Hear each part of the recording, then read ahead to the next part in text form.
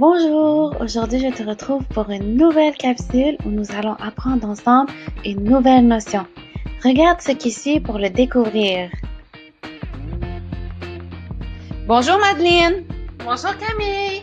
Tu as ta carte avec toi? Oui, tu as bien vu, je l'ai bien avec moi. Non, je te demandais si tu l'avais avec toi. As-tu remarqué que la question que mon ami voulait me poser ne ressemblait pas à une question? Aujourd'hui, notre mission, c'est d'aider les gens comme Camille à savoir comment bien formuler les questions. Nous allons voir comment transformer une phrase déclarative en une phrase interrogative qui amène une réponse en oui ou en non. C'est parti! Mais avant, retournons voir ce que tu as déjà appris. Nous avions vu ce qu'était une phrase déclarative. Une phrase déclarative sert à déclarer quelque chose. Par exemple, si je dis « Tu as besoin de ta carte pour entrer », je déclare que tu as besoin de ta carte pour entrer. Le pronom, comment le reconnaît-on déjà? Il se trouve à gauche ou à droite d'un verbe et il reprend un mot ou un groupe de mots. Par exemple, si je dis « Julien aime le soccer, il fait partie de l'équipe de l'école », il, c'est le pronom parce qu'il est placé à gauche du verbe et parce qu'il reprend le nom Julien. Et le verbe, comment le reconnaît-on déjà? On peut l'encadrer par ne pas. Par exemple, dans la phrase « Je veux du jus de raisin », je ne veux pas du jus de raisin. Alors, le verbe dans cette phrase, c'est veut. Ce que nous savons déjà sur les phrases interrogatives, c'est qu'elles commencent par un mot interrogatif. Par exemple, quel, qui, comment, pourquoi sont des mots interrogatifs qu'on retrouve en début de phrase et se terminent par un point d'interrogation. Maintenant, nous sommes prêts à apprendre comment formuler une question qui amène une réponse en oui ou en non.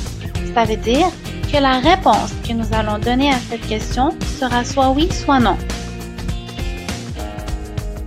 Il y a deux façons de faire pour transformer une phrase déclarative en une phrase interrogative qui amène une réponse en oui ou en non. La première façon de faire, c'est d'ajouter SQ ou SQ' au début de la phrase déclarative et d'ajouter un point d'interrogation à la fin de la phrase. Par exemple, pour transformer la phrase déclarative « Ce jeu est amusant » en une phrase interrogative qui amène une réponse en oui ou en non, je vais d'abord placer SQ au début de la phrase et ajouter un point d'interrogation à la fin pour obtenir la phrase interrogative « Est-ce que ce jeu est amusant ?» La deuxième façon de faire pour transformer une phrase déclarative en une phrase interrogative qui amène une réponse en oui ou en non, c'est de d'abord déplacer le pronom sujet après le verbe, de mettre un trait d'union entre les deux pour les séparer et on termine en mettant un point d'interrogation à la fin de la phrase. Par exemple, pour transformer la phrase déclarative « Tu as apporté ton agenda avec toi » en utilisant la deuxième façon, j'inverse le pronom sujet avec le verbe, je place un trait d'union entre les deux et je place un point d'interrogation à la fin pour avoir « As-tu apporté ton agenda avec toi ?» À toi de jouer maintenant.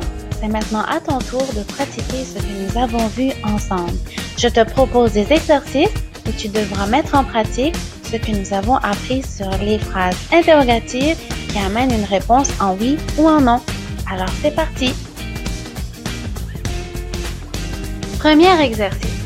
Dans ces phrases, quels sont les indices qui te permettent de dire que ces questions sont des questions qui amènent une réponse en oui ou en non?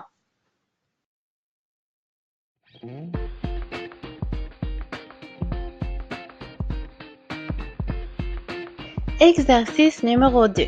Transforme la phrase suivante en utilisant les deux façons que nous avons vues.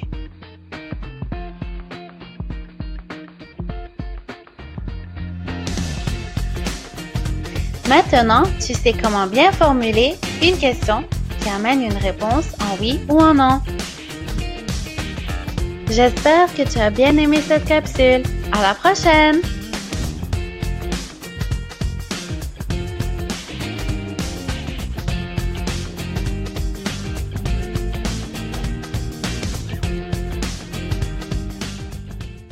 Created using Powtoon.